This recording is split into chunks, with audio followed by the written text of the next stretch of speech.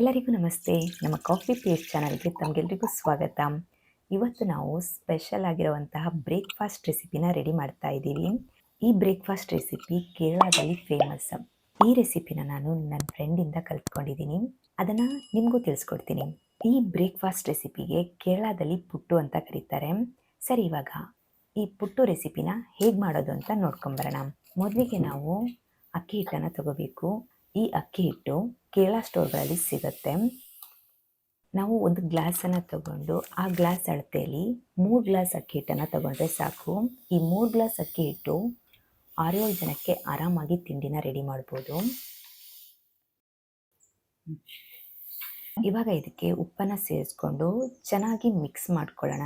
ಇದನ್ನು ಮಿಕ್ಸ್ ಮಾಡ್ಕೊಂಡಾದ್ಮೇಲೆ ನಾವು ಮೊದಲಿಗೆ ಅಕ್ಕಿ ಹಿಟ್ಟನ್ನು ಅಳತೆ ಮಾಡಿ ಹಾಕಿದ್ದಂಥ ಗ್ಲಾಸ್ ಇತ್ತಲ್ವ, ಅದೇ ಗ್ಲಾಸಲ್ಲಿ 2 ಗ್ಲಾಸ್ ನೀರನ್ನು ಸೇರಿಸ್ಕೊಂಡು ಅಕ್ಕಿ ಹಿಟ್ಟು ನೀರನ್ನು ಹೀರ್ಕೊಳ್ಳೋದಕ್ಕೆ 1 ಅವರ್ ಹಾಗೆ ಬಿಟ್ಬಿಡೋಣ.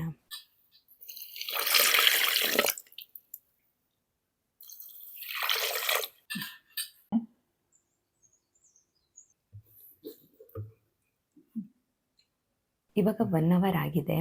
ಈ ಅಕ್ಕಿ ಹಿಟ್ಟು ಚೆನ್ನಾಗಿ ನೀರನ್ನು ಹೀರ್ಕೊಂಡಿದೆ. ಇವಾಗ ಇದನ್ನು ಚೆನ್ನಾಗಿ ಪುಡಿ ಮಾಡಿಕೊಂಡು ಅದಕ್ಕೊಂದು ಸ್ವಲ್ಪ ಕಾಯಿ ತುರಿನ ಸೇರಿಸ್ಕೊಂಡು ಮತ್ತೆ ಚೆನ್ನಾಗಿ ಮಿಕ್ಸ್ ಮಾಡ್ಕೊಳ್ಳೋಣ. ಇದಿಷ್ಟು ಆದಮೇಲೆ ಪುಟ್ಟು ರೆಸಿಪಿನ ರೆಡಿ ಮಾಡೋದಕ್ಕೆ ಅದರದ್ದೇ ಆದಂತಹ ಪಾತ್ರೆ ಬೇಕು.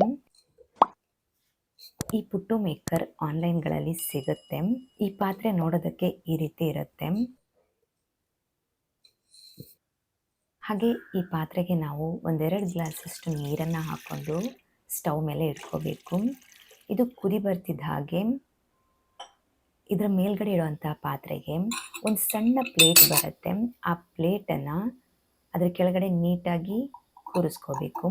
ಅದರ ಮೇಲೆ ಒಂದು ಸ್ವಲ್ಪ ಕಾಯಿ ತುರಿನ ಹಾಕಿ ನಾವು ಹಿಟ್ಟನ್ನು ಏನು ಕಲಸಿಟ್ಟಿದ್ವಿ ಆ ಹಿಟ್ಟನ್ನು ಅದಕ್ಕೆ ಸ್ವಲ್ಪ ಸ್ವಲ್ಪವಾಗಿ ತುಂಬಬೇಕು.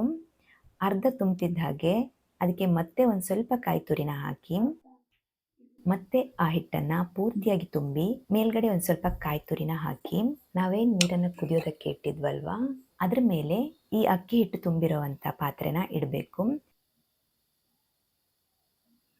ಹಾಗೆ ಅದ್ರ ಮೇಲೆ ಕ್ಯಾಪನ್ನು ಮುಚ್ಚಿ ಅದರಲ್ಲಿ ಹಬೆ ಬರೋವರೆಗೂ ವೇಟ್ ಮಾಡಿದ್ರೆ ಸಾಕು.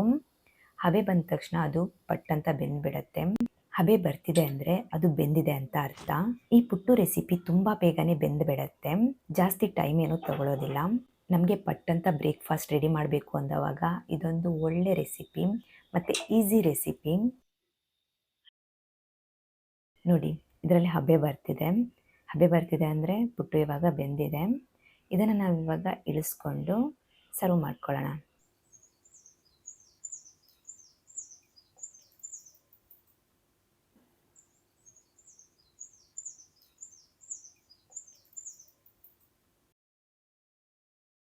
ವಾವ್, ನೋಡೋದಕ್ಕೆ ಎಷ್ಟು ಚೆನ್ನಾಗಿದೆ ಅಲ್ವಾ? ಅಷ್ಟೇ ಸಾಫ್ಟ್ ಆಗಿ ಕೂಡ ಇದೆ. ಇದಕ್ಕೆ ಒಂದೊಳ್ಳೆ ಕಾಂಬಿನೇಷನ್ ಅಂತ ಅಂದ್ರೆ ನಾವು ತೊಗರಿಬೇಳೆ ಸಾರು ಮಾಡ್ತೀವಿ, ಅದ್ರ ಜೊತೆನೂ ತಿನ್ಬೋದು. ಹಾಗೆ ಕಡಲೆಕಾಳು ಸಾರು ಅಂತ ಮಾಡ್ತಾರೆ. ಕೇರಳದಲ್ಲಿ ಪುಟ್ಟುಗೆ ಅಂತಾನೆ ಕಡಲೆಕಾಳು ಸಾರು ಮಾಡ್ತಾರೆ. ಇದೊಂದು ಒಳ್ಳೆ ಕಾಂಬಿನೇಷನ್. ಹಾಗೆ ಇದನ್ನ ತಿಳಿಸಾರು ಜೊತೆನೂ ತಿನ್ಬೋದು. ಸಾಫ್ಟ್ ಆಗಿ ರುಚಿಯಾಗಿರುತ್ತೆ. ಇವತ್ತಿನ ರೆಸಿಪಿ ನಿಮ್ಗೆ ಇಷ್ಟ ಆಗಿದ್ರೆ ಒಂದು ಲೈಕ್ ಕೊಡೋದಕ್ಕೆ ಮರಿಬೇಡಿ. ಹಾಗೆ ಈ ವಿಡಿಯೋನ ಕೊನೆವರೆಗೂ ನೋಡಿದ್ದಕ್ಕೆ ತುಂಬಾನೇ ಧನ್ಯವಾದಗಳು. ಇನ್ನೊಂದೊಳ್ಳೆ ರೆಸಿಪಿ ಜೊತೆ ಮತ್ತೆ ಸಿಗ್ತೀನಿ. Thank you.